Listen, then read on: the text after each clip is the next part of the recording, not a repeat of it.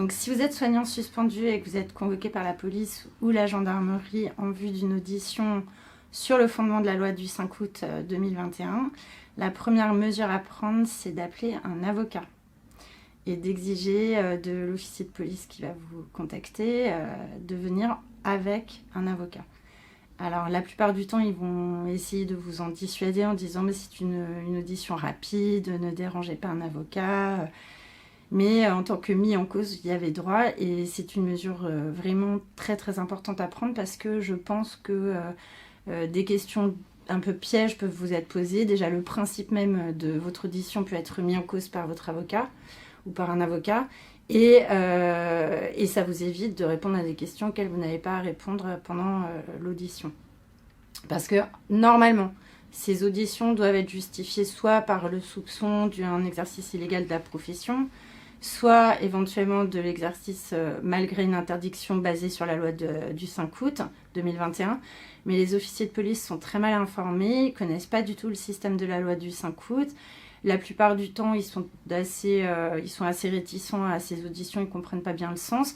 Mais par contre, ils vous interrogent systématiquement sur vos convictions par rapport à la vaccination Covid-19. Donc, je pense qu'ils font à la fois du renseignement, mais aussi qu'ils essaient de vous piéger au niveau des opinions, voire du futur délit peut-être à venir de complotisme, voire sur de la désinformation, enfin des choses qui, à mon sens, ne doivent pas figurer dans un procès-verbal de police ou de gendarmerie.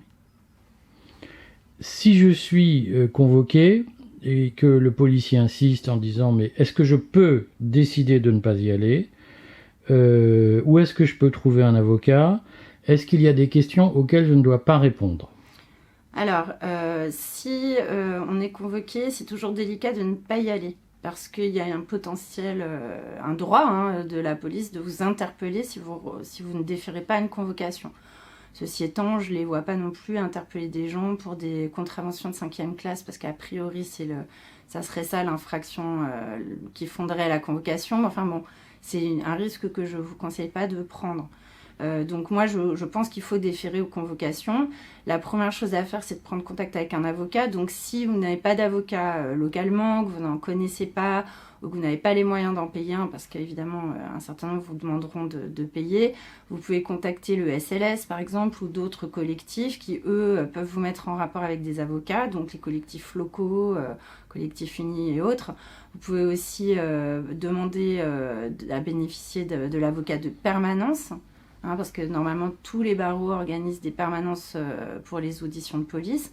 Et puis, de toute façon, si vous insistez, vous demandez du temps pour préparer vous insistez auprès de l'officier de police en lui disant « Je souhaite avoir un avocat, laissez-moi le temps. » Et puis, un avocat d'un collectif peut au moins gratuitement passer un coup de téléphone à l'officier concerné pour essayer de trier un petit peu le pourquoi, le comment, le quand, etc. Ça se prépare en amont. Et puis de toute façon, si vous êtes vraiment tenu d'y aller seul pour des raisons notamment, je ne sais pas, un avocat ne serait pas disponible ou quoi que ce soit, eh bien dans ces cas-là, le mieux c'est de ne pas répondre aux questions du tout. C'est un droit. Alors ça peut énerver le policier, je ne veux pas dire que c'est simple à tenir, mais le mieux c'est quand même d'user de ce droit au silence. Vous y avez droit et normalement on est censé d'ailleurs vous l'indiquer en début d'audition, y compris sur des auditions libres. On vous rappelle que vous pouvez faire des déclarations, répondre aux questions ou garder le silence. Donc, en cas de, les questions d'ordre général, votre nom, prénom, etc., ça, bien sûr, vous pouvez répondre. Mais dès que ça va toucher notamment à pourquoi vous n'êtes pas vacciné, qu'est-ce que vous avez fait depuis votre suspension, est-ce que vous travaillez, est-ce que vous avez exercé votre métier, toutes ces choses-là, moi, je vous conseille de ne pas répondre si vous n'êtes pas assisté.